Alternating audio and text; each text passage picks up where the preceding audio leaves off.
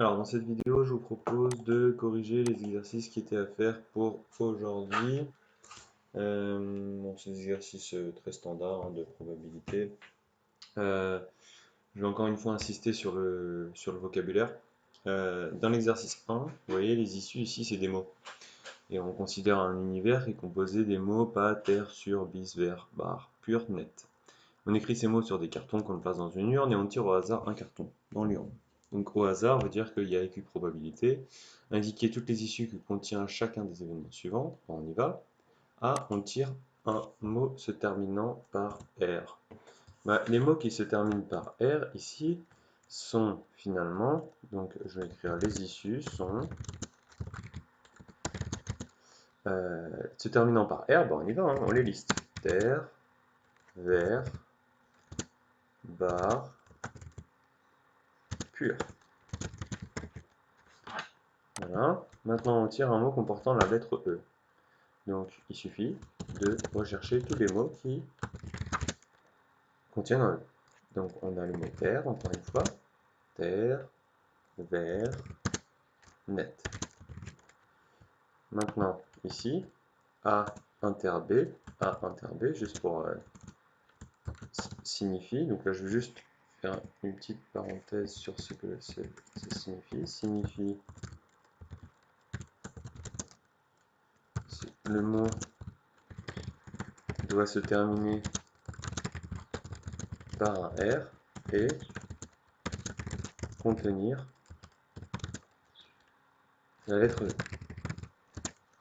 Donc là, vous remarquez, hein, c'est le et. Donc il faut les deux.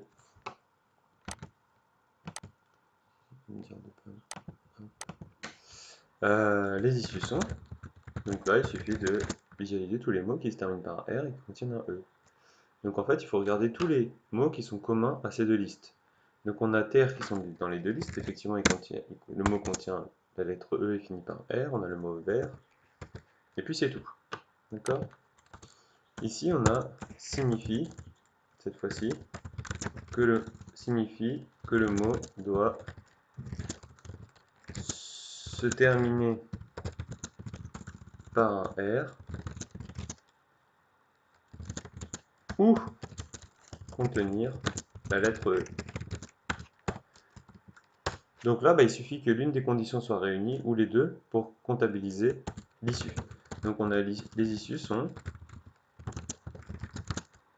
Et là finalement, terre ça fonctionne puisqu'il y a les deux conditions. Vert fonctionne puisqu'il y a les deux conditions. Il y a bar puisqu'il ça se termine par R. Il y a pur puisque ça termine par un R. Il y a net puisqu'il y a la lettre E. Voilà, on les a tous mis. En fait, c'est tous les mots qui sont issus des événements A et B. Complémentaire de A, donc on veut exactement l'inverse, c'est-à-dire signifie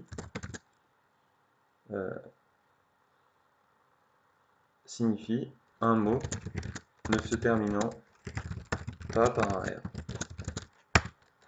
D'accord? Bon, c'est mal formulé, mais on se comprend. Les issues, dans ce cas-là, tous les mots qui se terminent pas par R donc sont pas. J'ai oublié le mot sur. Ici, pardon. Donc ici aussi, je peux le mettre. Hein. Sur. Est-ce que j'en ai oublié d'autres?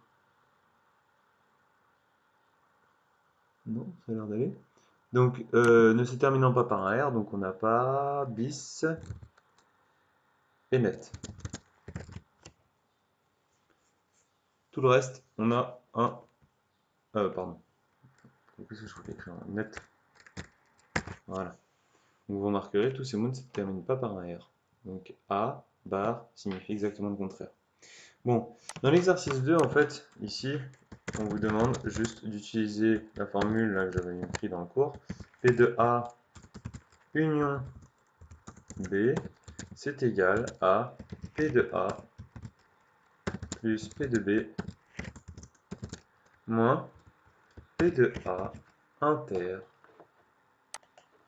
B, tout simplement. Donc on y va, on va travailler sur le... Et on avait un dos, bon je vais tous les mettre, hein. On avait vu également que l'inverse de la probabilité de A, donc inter, A bar, ça c'est du cours. Attends 2 secondes. P de A bar, c'est 1 moins P de A. Et donc, on remplace dans la deuxième formule P de A bar.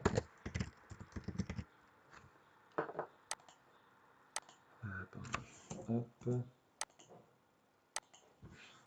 P de A bar égale à 1 moins 0,52.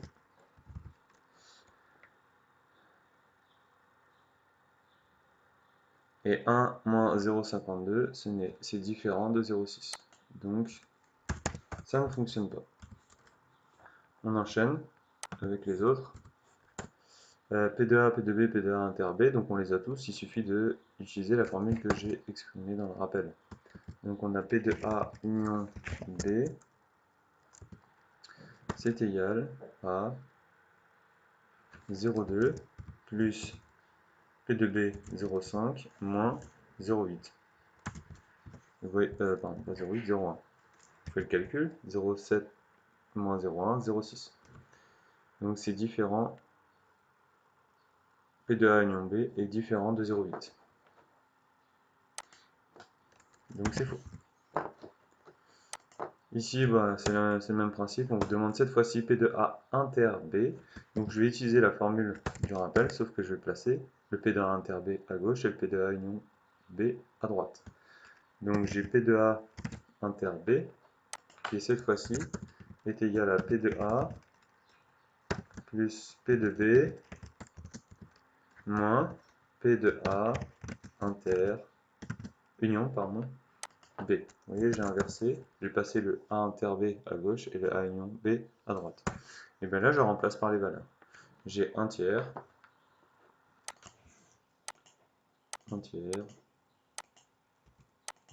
moins, pas plus, 1 septième, moins le dernier, 13,21. Donc là, vous le remarquerez, le dénominateur commun c'est 21. Donc on va tout mettre sur 21. La première fraction, je vais la multiplier par 7 en haut et en bas. Ça fait 7 sur 21. Plus, là je vais multiplier par 3 en haut et en bas. Donc j'ai 3 sur 21. Et enfin, moins 13 sur 21. Et vous voyez qu'on obtient quelque chose de 7 plus 3, 10, 10 moins 13 moins 3. Donc c'est complètement incohérent.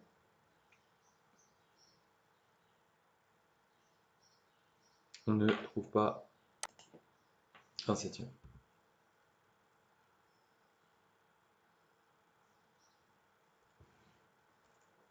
Différent de 1 septième. Et enfin le dernier, P de A,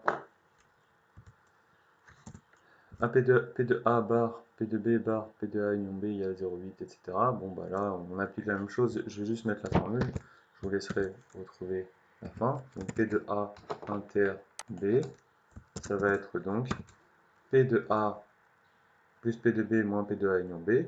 P de A c'est 0,6. Donc je vais vraiment mettre plus P de B, donc là je reprends la formule, hein, moins P de A union B. Et là je rappelle juste que P de A c'est l'inverse de P de A bar, c'est donc 0,6. P de B c'est l'inverse de P de B bar, donc c'est 0,8. Voilà, je vous laisse faire le calcul. Voilà, n'hésitez pas à m'envoyer vos questions s'il y a besoin. Je vais couper l'enregistrement.